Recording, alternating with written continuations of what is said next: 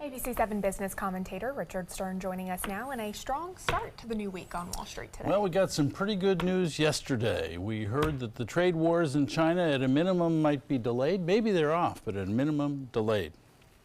That was good news, very good news. The Dow Jones Industrial Average is up by 200 points at the open, up by more than 370 points at the high of the day, and as you're about to see, finished with a gain of almost 300 points for the day. We've now been up 11 out of the last 13 days, and yes, we're back at Dow 25,000 for the first time since the middle of March. Looks pretty darn good. Let's take a look at the figures. There you see the Dow up just shy of 300 points, 298.20, 1.2%, closing at 25,013.29. That on volume of 909 million shares. The NASDAQ actually the weakest part of the day, and it's up by more than 0.5%. Not quite 40 points at 7,394.04. That on volume of 1,816 million shares. And the S&P, darn good performance, up 0.75%, just over 20 points at 2,733.01.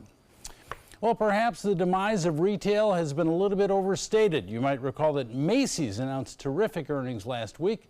Now it's Dillard's turn. Dillard said its earnings were up 21%. Same-store sales were positive by 2%. Most of that, by the way, coming in the women's apparel area. So I guess Jacqueline's been doing a little bit of shopping, which we're very glad about.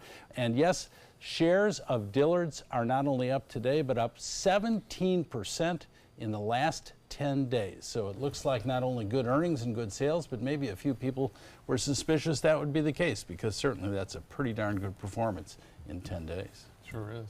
What about the post office? Something new from our friends there. Something new. How do I want to say this? Stranger than fact, fiction, whatever.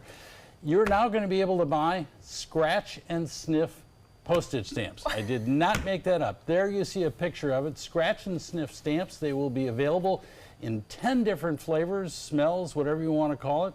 There you see 10 of them. They're on paddle pops or popsicles or whatever you want to call them. There are forever stamps, and you can buy them at a local post office as of June the 20th. I thought I had seen it all, but I guess now I've seen something else. All right. Interesting. Pretty amazing. Richard and I remember the days when you had to lick the stamp. Yeah. So this is better. This is better. You don't remember that, Don't I'm lick sure. those ones.